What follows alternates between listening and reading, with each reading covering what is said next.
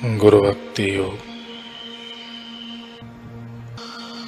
गुरु भक्ति योग के द्वारा अपने भीतर ही अमर आत्मा की खोज करो।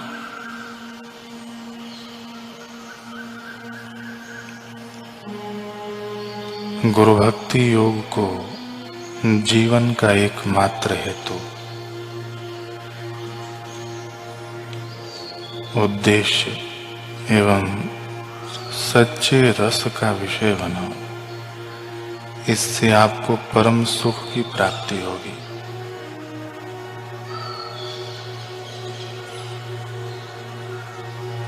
गुरु भक्ति योग ज्ञान प्राप्ति में सहायक है।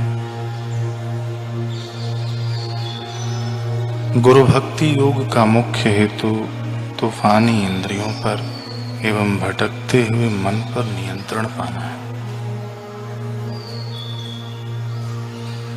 गुरु भक्ति योग हिंदू संस्कृति की एक प्राचीन शाखा है, जो मनुष्य को शाश्वत सुख के मार्ग में ले जाती है और ईश्वर के साथ सुखद समन्वय करा देती है।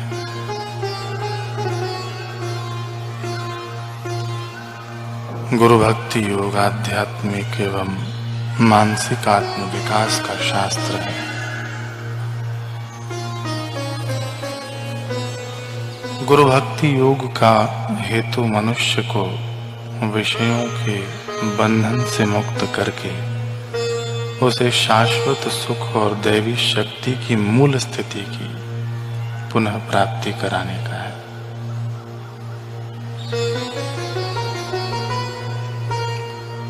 गुरु भक्ति योग मनुष्य को दुख, जरा और व्याधि से मुक्त करता है, उसे चिरायु बनाता है, शाश्वत सुख प्रदान करता है।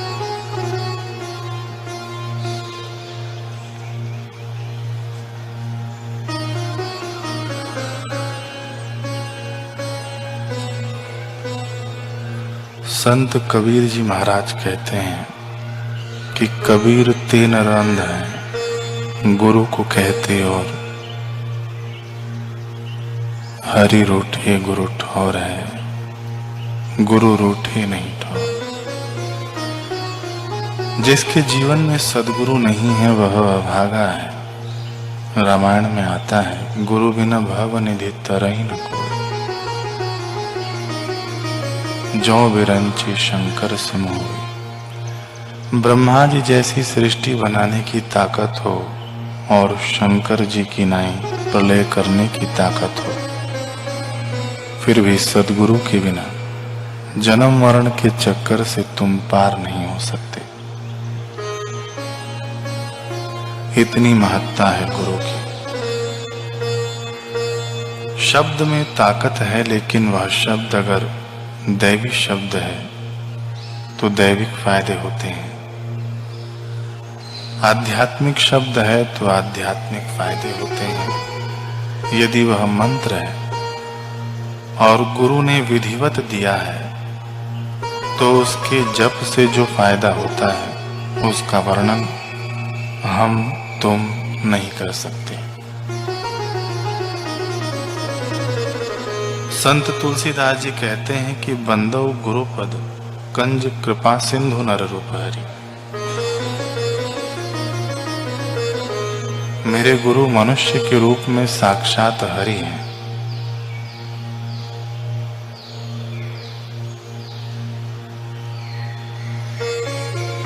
एक बार जोगी गोरखनाथ विचरण करते हुए घामा नगरी जा पहुंचे। वहां उनका ध्यान एक किसान की ओर गया। रास्ते में गर्मी का मौसम था, भयंकर लू चल रही थी, किंतु माणिक नामक वह किसान खेत में अथक रूप से परिश्रम में मग्न था। उसकी तत्परता एवं साहस को देखकर गोरखनाथ जी उसके पास गए और बोले, कृषक, यात्रा करने से मुझे भूख प्यास का अनुभव हो रहा है। मेरे लिए कुछ जलपान की व्यवस्था कर सकते हो? माणिक ने कहा, बाबा, मेरे पास कुछ सूखी रोटियां हैं, पात्र में जल भी है, यदि आप आज्ञा दें तो सेवा करूं। गोरखनाथ जी की स्वीकृति पाकर किसान प्रसन्न हो उठा। उसने अपने खाने की चिंता न करके बड़े भाव एवं प्रेम पूर्वक गोरखनाथ जी को भोजन कराया।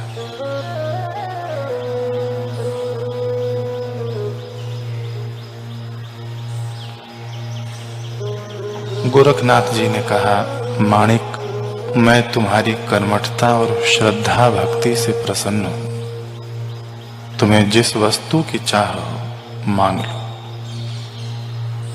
माणिक ने कहा, नाथ जी, मुझे आपकी कृपा के सिवाय और क्या चाहिए।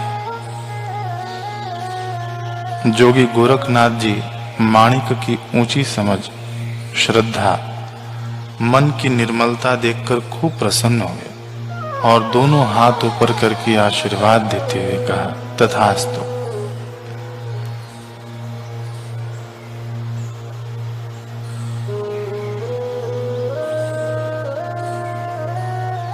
कैसे होते हैं आत्मपद में जगे हुए महापुरुष कि जो बस मौके की ताक में होते हैं कि किस प्रकार और कब वे अपनी अहेतु की कृपा हम पर बरसा सके।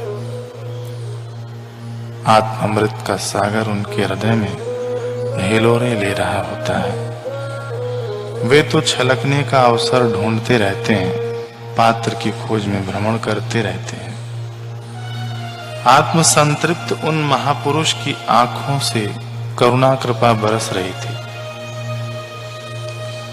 अपने जीवन रथ की बागडोर पूरी तरह सौंप देने वाला ऐसा विरला महापात्र पाकर वे बोले, माणिक, तू हृदय में बसने वाले आत्मरत्न को खोज ले।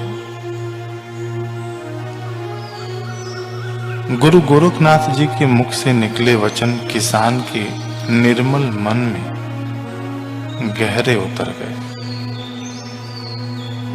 उस दिन के बाद किसान अंतर्मुख होकर आत्मचिंतन में घंटों डूबा रहने लगा।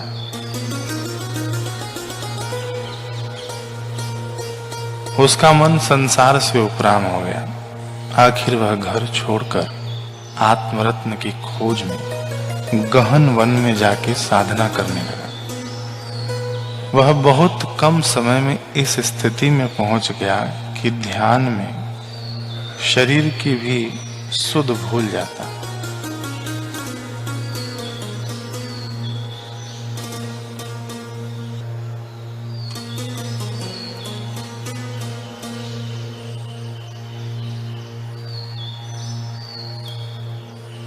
परंतु यह भी एक स्थिति है, साधना का अंतिम लक्ष्य नहीं। गोरखनाथ जी भक्त के मार्गदर्शन हेतु वहां पहुंच गए।